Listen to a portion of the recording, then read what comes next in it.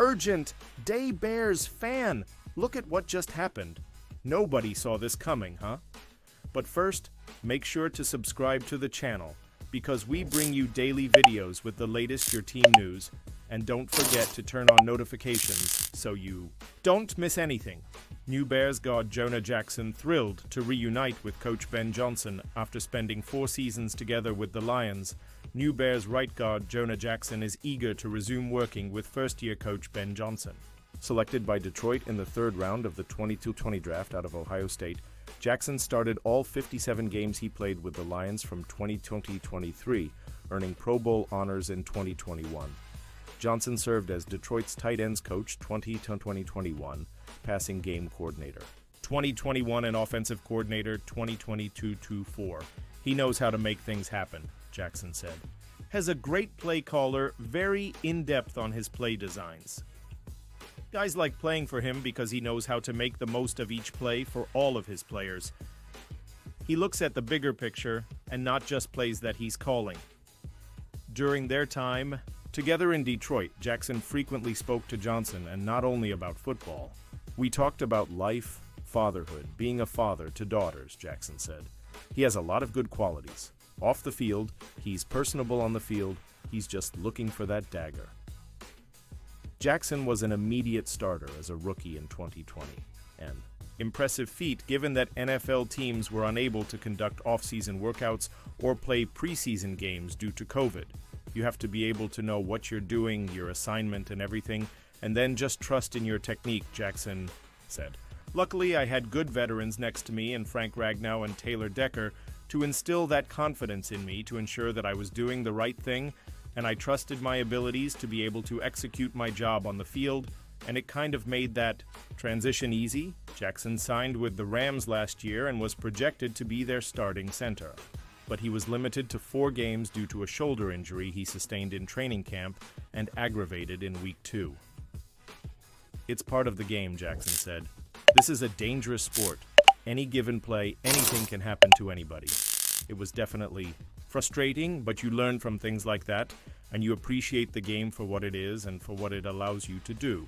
The Bears acquired Jackson from the Rams March 12th in exchange for a 2025 6th-round draft pick as part of a complete overhaul of their interior offensive line. General manager Ryan Poles first scouted Jackson when he played at Rutgers 2015-18. Before transferring to Ohio State 2019, I can go all the way back to Rutgers when I watched him, Poles said. The guy is made of the right stuff, and he's capable of really helping us up front, anchoring in pass protection, but also getting push in the run game. After lining up at center with the Rams, the Bears plan to play Jackson at right guard opposite All-Pro left guard Joe Thuney, whom they landed in a trade with the Chiefs. The two will bracket new center Drew Dalman, a highly touted free agent acquisition. Jackson is a Pro Bowl caliber guard, Johnson said. That's what we're going to get out of him. Pausing this news just to say that if you want YouTube to keep recommending the latest, the monsters of the Midway news to you, it's very important that you leave a like on this video. Thanks. Now let's get back to the news. Bears trade proposal. Swaps number 10, pick for $21 million sack artist, the Chicago Bears have hammered the trade and free agent markets over the past few weeks, fortifying the front lines on both sides of the football. But as the NFL draft approaches in late April, there remains one stark need in the defensive huddle. Contributors to SB Nation's Windy City Gridiron WCG roundly agreed that Chicago is in need of another defensive end. Arguments can be made for a rotational player like Zadarius Smith, whom the Detroit Lions recently released. However, a splash move at the position isn't without merit. You need many bodies there to rotate and keep guys fresh. The Bears have made moves, but they could still use a 1A rusher to complement Montez Sweat, Sam Householder of WCG wrote on Sunday, March 23rd. Dayo Odeyingbo is a bit of an unknown, but there isn't anyone other than Grady Jarrett who will likely command double teams. Chicago can take a swing on a rookie pass rusher with the number 10 pick, or the franchise could use that asset to explore a trade for an established edge defender like Trey Hendrickson of the Cincinnati Bengals, which would almost certainly prove more immediately effective than any other path. Bengals still asking too much in trade for Trey Hendrickson. Cincinnati just spent more than $275 million on 2 wide receivers. $161 million for Jamar Chase over 4 years, and $115 million on T. Higgins across the same span. Quarterback Joe Burrow also recently inked a 5-year contract worth $275 million of his own. All of that has the Bengals heavily invested in the offensive side of the football and has left minimal room for a Hendrickson deal. As such, the Bengals have afforded the star pass rusher permission to seek a trade. However, little has come of that because Cincinnati's reported asking price has been too high for any interested teams to actively consider. Teams are willing to pay Trey Hendrickson the contract that he desires, but have found Cincinnati's current asking price to be ridiculous, as one GM told me. Diana Rossini of The Athletic reported on March 13th. The Bengals can adjust as the offseason progresses, but right now, teams aren't willing to meet their terms. Bears can make competitive offer for Trey Hendrickson. With 10th pick, neither Rossini or any other league insider has reported precisely what that asking price is, but it is presumably higher than a single first-round pick. However, as the draft gets closer, the Bengals will be more likely to abandon an ask that may be more negotiating position than actual expectation.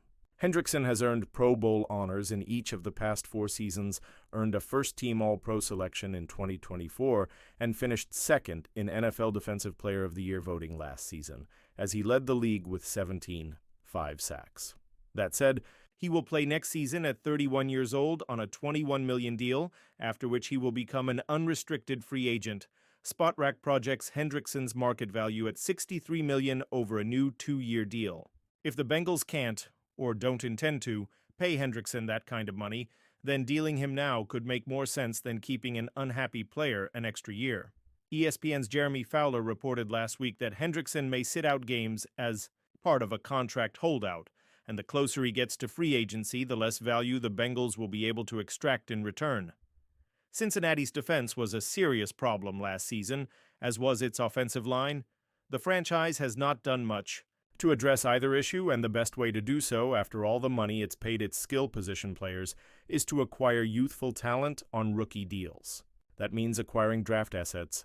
Chicago holds a valuable one with the 10th pick. Lions star has painfully honest comment about losing Ben Johnson. The Detroit Lions are facing some major adjustments for 2025 after losing offensive coordinator Ben Johnson to the rival Chicago Bears. One of the team's standout players is not hiding how much the move hurts. In an appearance on FanDuel's Up Adams, Lions tight end Sam Laporta made clear he was happy for Johnson, who landed the Bears' head coaching job earlier in the offseason. He was also painfully honest in revealing how much it hurt to see Johnson leave. Of course, happy for Ben. He was one of the big reasons that they brought me into the Lions.